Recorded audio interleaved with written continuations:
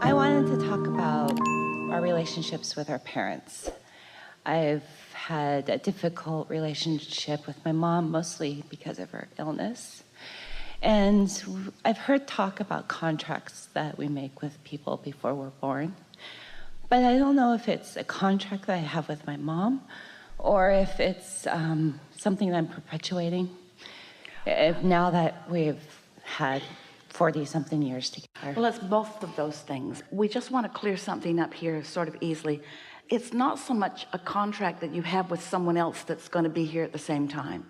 It's more a contract that you have with yourself. Contract's not even the right word. It's more of an intention that you have with yourself, that you're wanting to understand contrast, that you're wanting to understand the value of contrast, that you're looking for expansion and insight. And most of all, it's about wanting to remind yourself one more time that you're not coming into this physical experience looking for agreement with others so that you can stand in harmony with their approval of you.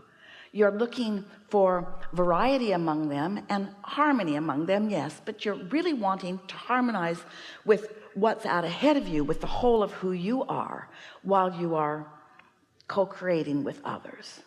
And so, you know, the notion of soulmates, we just want to say, in a way to get your attention, shake you up, and answer part of this question, the people whom you would say are giving you the most grief are those soulmates. You said, let's go figure some stuff out together. And one of you, or both of you, because it's not just your mother, it's you too, said, I'm going to make your life a real living hell, so that you will stop clinging to me as the source of all well-being that comes to you, so that you're not looking for love in all the wrong places. And most humans are looking for support and harmony with other humans. And you know, your most alone moments, when you feel the most alone, are when you realize this one doesn't think like I do, and this one doesn't think like I do, and that person doesn't get me, and that person sort of gets me but not really. In other words, you feel so lonely when you are looking to others for the support that you want, that you've got from source, but you're looking for it from others who, that's not their intention, that's not why they are here with you. We've said often that when you do something for someone, do it because it feels good to you to do it, not because they need it. Because anything that you do for another out of your awareness of their need actually sends a vibrational signal that says, I do this for you because I see that you cannot do it for yourself. And that makes them feel more vulnerable, you see. Mm-hmm. So is one of my intentions for myself to come and just accept, my mom's epileptic, accept her illness? Or is it my intention to help heal? We want to put this in a more practical place. Of course you're an uplifter, and so of course you want her to thrive as much as is possible. But this is the question that we want to put to you, to all of you. And let's use the ridiculous seeming example of something that doesn't matter very much that we offered of Esther and her luggage. Did she have any choice but to just let it show up when it was going to show up? What choice do you have? Can you snap your fingers and say, stop that, to your mother? No. There is such power in acceptance of things as they are, in no pushing against it, and no efforting or sacrificing or offering of action. Understanding that in your very awareness of her discomfort or her displeasure or her even dysfunction, in your very awareness of it, you are launching rockets of desire, of improvement that are in your vibrational reality and in hers too. But that your work is to let the contrast serve you by helping you to identify what you want, but then you have to turn your attention toward what you want. We're going to give you a very practical example here. You've heard maybe some of this before, but this is a new, powerful way of understanding this. So every subject is two subjects: wanted and absence of wanted. Plenty of money, not enough.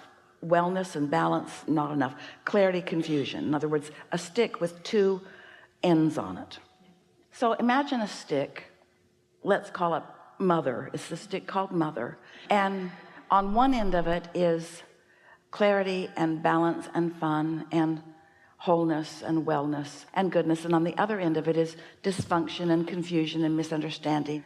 But this is not just a singular stick. This is a stick in a whole pile of sticks. Let's feel it as a big bundle of sticks.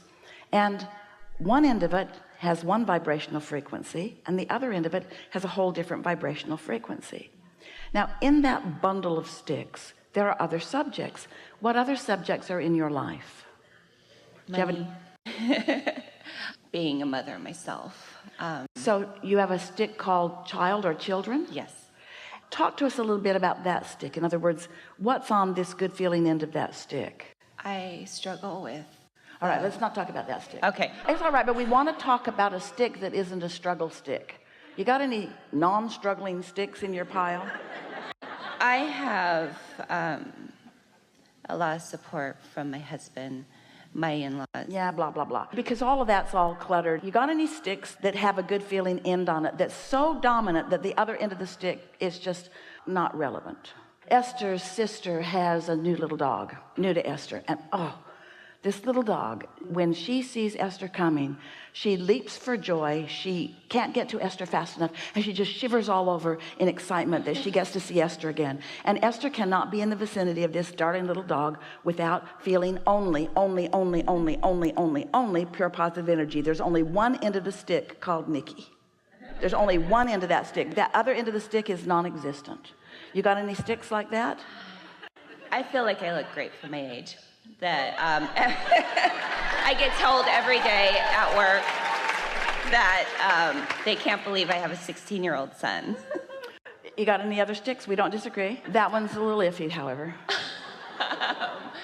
I do really well with my flowers at home.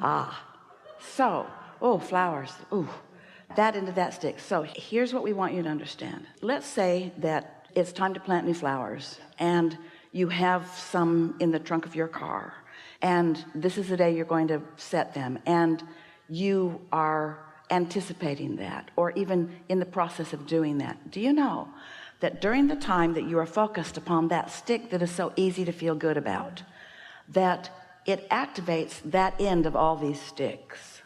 It does, because it's not about subject, it's about activation.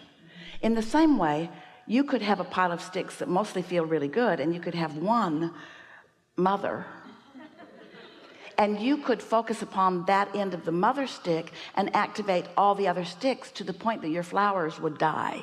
You see what we're getting at? Yeah. And so what we mean by getting out ahead of it is, we mean choosing the vibration, the path of least resistance vibration, not the efforting vibration or the struggle vibration, the path of least resistance vibration. And so you say, with no question, it's so easy for me to feel good about my flowers, or about how good I look, or about what else? I love the blue sky, clouds, rain, everything. The pictures that they took on the airplanes on their way here, pictures of things that Esther has never seen before, the moisture in the air and the sun on it, the creation of such beautiful things. What else? I love my cat. She's really sweet and always has been a good girl. What else?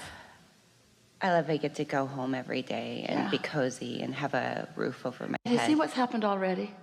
She just activated a few things on that end of the stick, and now her vibration is totally shifted for now on those subjects. And so there's a tendency to say, yeah, but on those subjects, and we say, no, it's not about those subjects. It's that your vibration is shifted, and now everything about every stick has shifted for now. So now talk to us for just a little bit about your sweet mother. She is so accepting of everybody.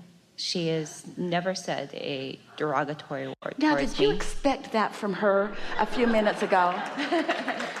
You have just reactivated within yourself your true, what's in your vortex vibration about your mother, you see? And it's only about understanding that it's all vibrational. And now when we say you can't get there from there, what we mean is you got to get out ahead of it vibrationally, and when you do, you can get anywhere on any subject. You just got to take your time and do it the easy way.